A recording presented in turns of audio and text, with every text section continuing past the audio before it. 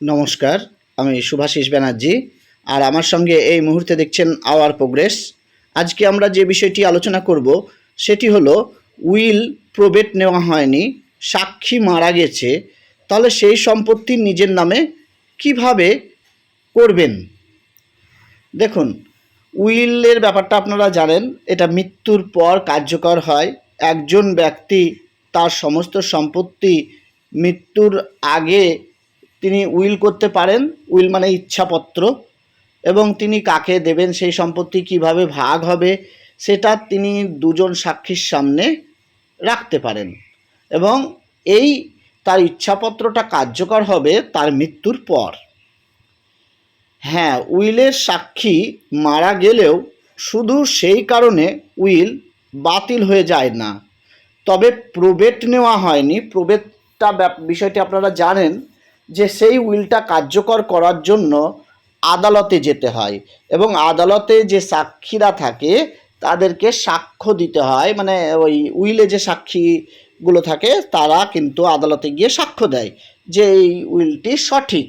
তখন সেটার প্রবেট নিতে হয়। প্রবেট মানে সেটার একটা আদেশ জারি হয় এই উইলের ভিত্তিতে, এবং সেখানে বিএলআরও অফিসার যিনি রয়েছেন উনাকে সেই আদেশপত্রটি দেখাতে হয়, তাহলে তাদের নামে মিউটেশন হয়।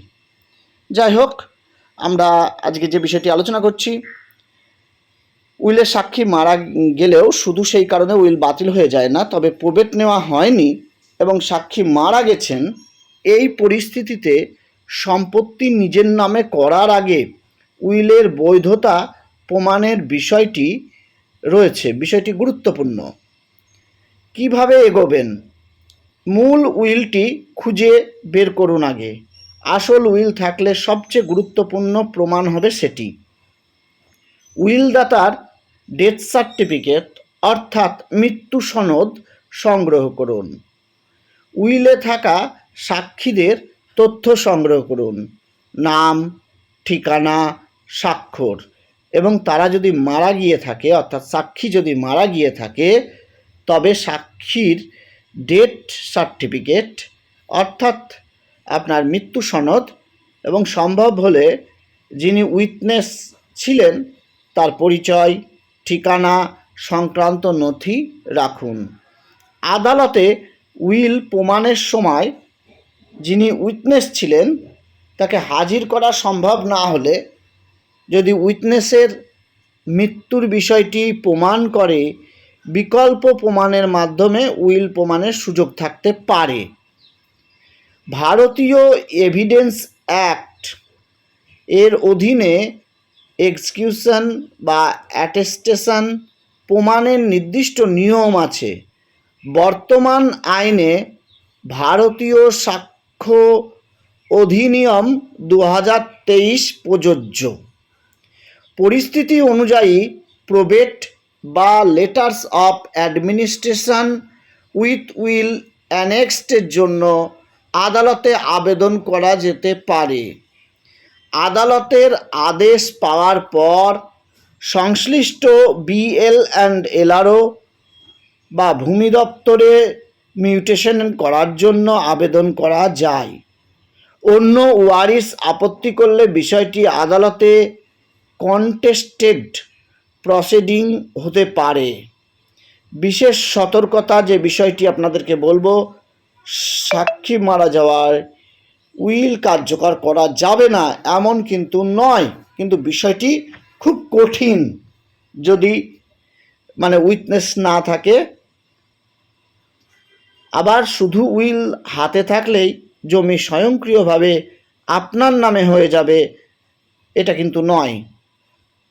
উইলটি সঠিকভাবে এক্সিকিউটেড বা অ্যাটেস্টেড হয়েছে কিনা এবং সম্পত্তির টাইটেল কী ছিল, এইসব যাচাই করা জরুরি।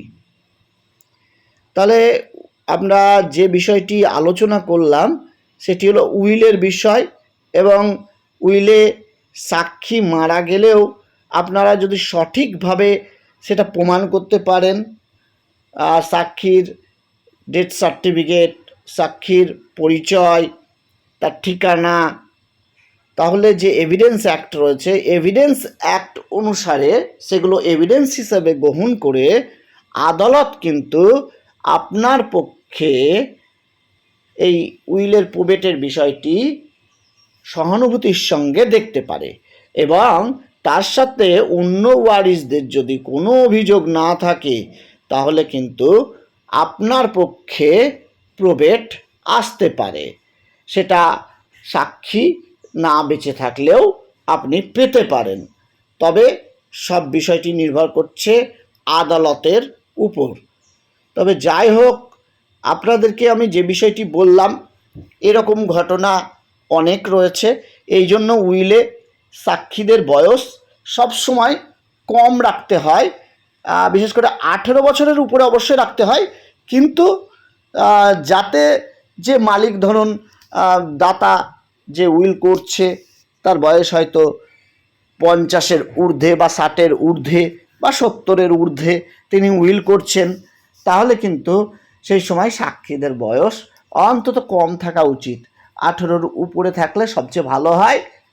আর মনে রাখবেন, বয়স্ক ব্যক্তিকে সাক্ষী করবেন না, তাহলে এরকম হতে পারে যে প্রবেট নেওয়ার আগেই দেখা গেল সে মারা গেল এবং এই আপনার তখন এভিডেন্সের অ্যাক্টের বিষয়গুলি চলে আসছে, যে সাক্ষীর মৃত্যু সনদ, সাক্ষীর পরিচয়, সাক্ষীর ঠিকানা, এইগুলো তখন এভিডেন্স অ্যাক্টের মধ্যে পড়ছে, যেটা আপনার বর্তমান যে আইন রয়েছে 2023-এর ভারতীয় সাক্ষ্য অধিনিয়ম 2023, তখন সেই আইনের অধীনে চলে আসবে। বিষয়টি একটু ক্রিটিক্যাল হবে, পাবেন না তা বলছি না, পাওয়া যাবে, কিন্তু বিষয়টা অত্যন্ত জটিল হয়ে দাঁড়াবে। তাই সবসময় সাক্ষীর বয়স কম থাকা উচিত এবং যে সময় দরকার উইলটা সে সময় প্রবেট নেওয়া উচিত।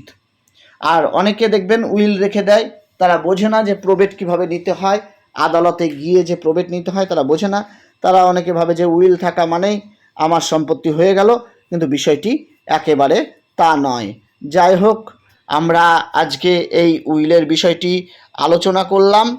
আপনারা বিশেষ করে উইলের বিষয়ে যদি আরও কোনো কিছু আপনাদের এরকম সমস্যা থাকে তাহলে বলতে পারবেন।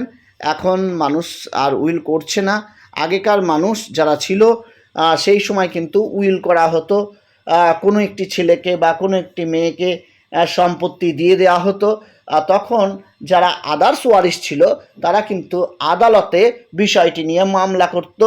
এর ফলে যখন এই উইলগুলো প্রবেট নেওয়ার সময় ছিল, প্রবেট নেওয়ার জন্য যেত যার নামে দেওয়া হয়েছিল। আবার দেখা যায় একাধিক উইল থাকতে পারে, কিন্তু সর্বশেষ উইলটি কার্যকর হয়, এরকম কিন্তু অনেক বিষয় রয়েছে। বা অনেকে আবার জাল উইল করে তারাও প্রবেট নিতে চলে গেছে, এরকমও কিন্তু সমস্যা দেখা গেছে। এই জন্য উইলের মানে যে উইলের বিষয়টি বা উইলের যে গুরুত্ব আস্তে আস্তে হারিয়ে গেছিলো। আর এখনকার মানুষ আর উইল করে না, সেগুলো পুরনো যারা ছিল তারা কিন্তু মানুষরা করতো, কিন্তু এখনও সে বৈধতা রয়েছে। যাই হোক, আজকের ভিডিওটি এতটুকুই থাকলো। ধন্যবাদ ভিডিওটি দেখার জন্য। আমি শুভাশিস ব্যানার্জি আজকের মতো বিদায় নিচ্ছি। আবার পরবর্তী সময় আপনাদের সঙ্গে দেখা হবে।